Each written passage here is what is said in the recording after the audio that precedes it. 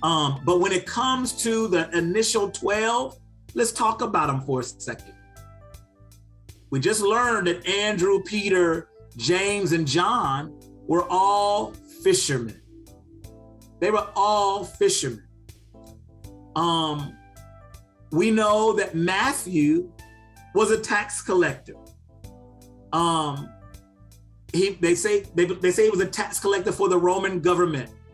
As a result, he would have required some education and a reputation for this job. So it wasn't that these individuals were uneducated people. As I said earlier, the last two, the sons of Zebedee, James and John, we believe were actually business owners, I don't want to say not just fishermen, because they were skilled as well. Fishermen was a skilled labor at the time. So these were not they weren't like nobodies. They were successful in their own rights and the things that they were doing.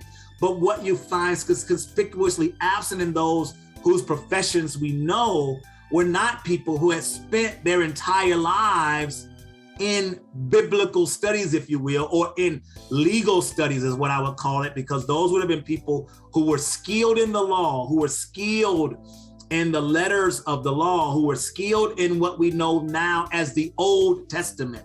No such thing when they were around, but would have been skilled in those Old Testament letters, would have been skilled in the Torah or the Pentateuch, those first 5 books of the Bible. In Matthew's account, they would have been familiar, at least because he's writing to the Jews, they would have been familiar with a lot of the writings of what we now know as the Old Testament, the prophets, Isaiah, because Matthew makes reference to them quite often in his writings. But Matthew was a tax collector. These other 4 were fishermen. Simon, who was a zealot, they engaged in politics, sometimes even in anarchy. That's why Simon Peter is probably the kind of guy he was, always willing to fight, because it's kind of what he did. Many times, some of them even attempting to overthrow governments. So he may have been a politician, maybe even a revolutionary. John 12, verses 4 through 6, identifies Judas as a thief. So these weren't always even folk of the highest caliber, had a past, had challenges in their past. That's why, let me tell you something. I am so thankful to God that he gives us examples like these, men and people who have, women too. If you look at some of the women who followed him, who had checkered past, whose past did not disqualify them for their relationship with God. And nor does your past disqualify you. If you are willing to be a follower of Christ, your past is not a disqualifier.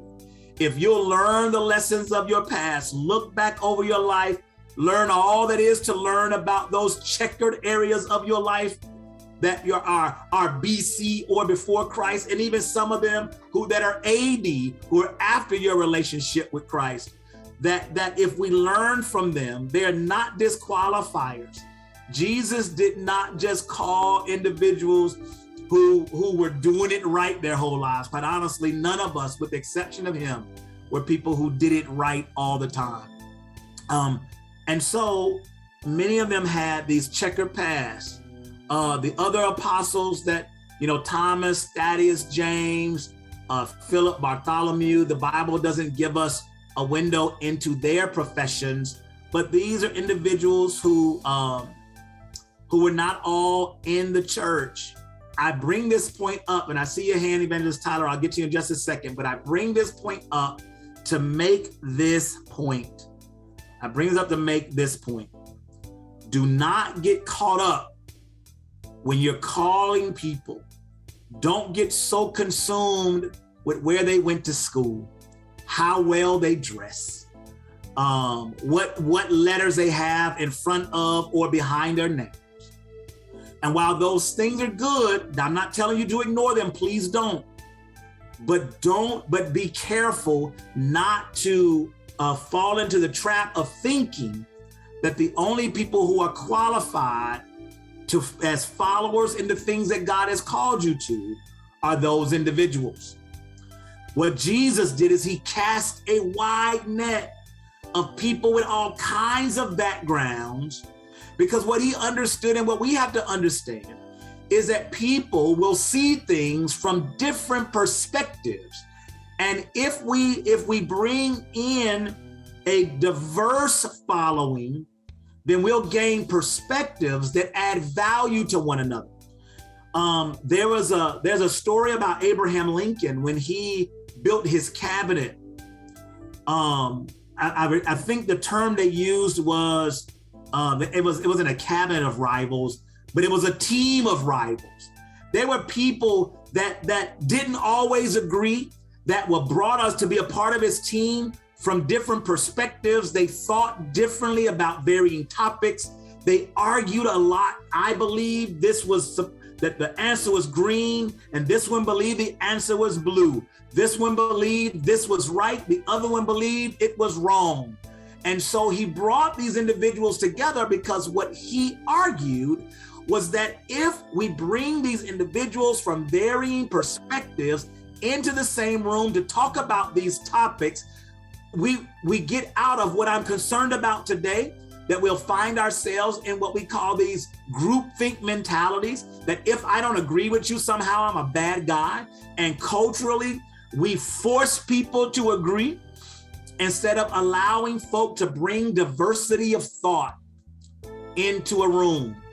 And so Jesus cast a wide net. These 12 men did not always agree. Sometimes they were at odds. People would make decisions and they would be upset about them.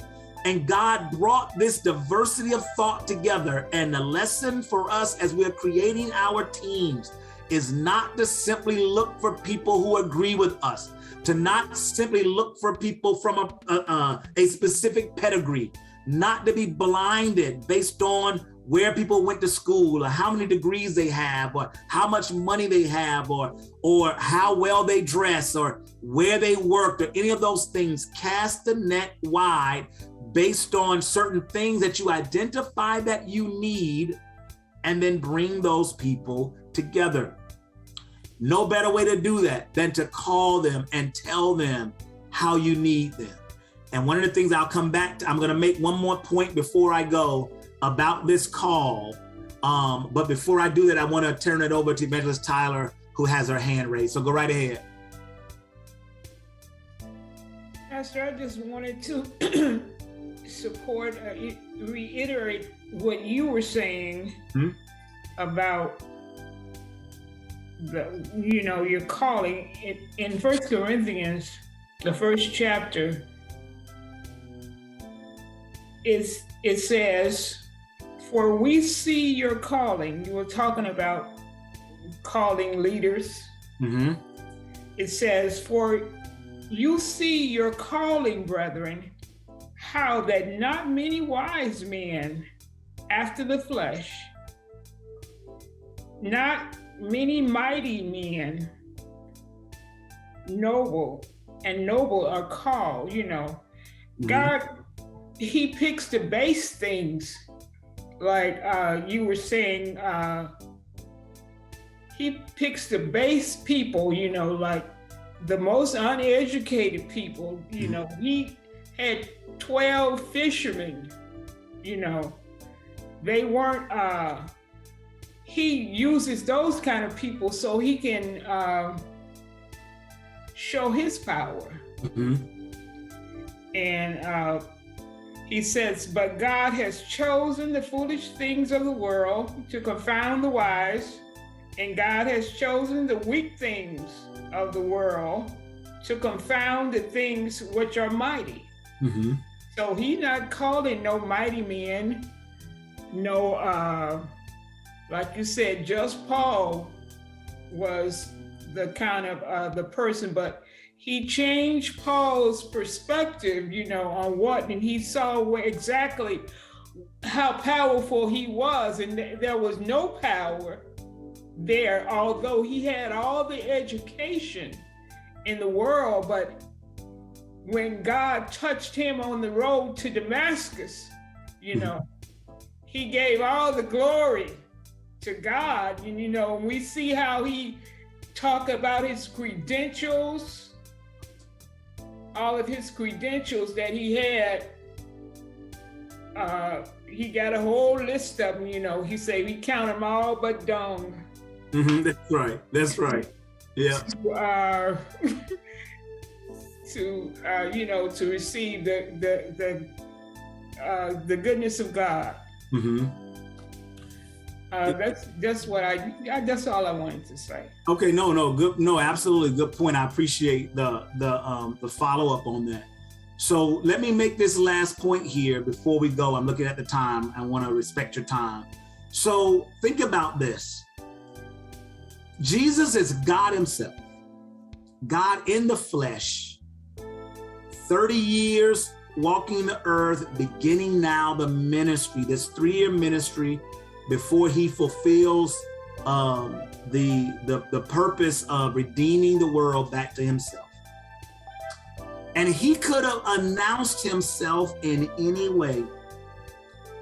Could have been this incredible miracle that takes place, and now everybody knows that this is a powerful individual. But he didn't start the ministry with anything sensational. He starts the ministry with a fast that lasts 40 days in the wilderness.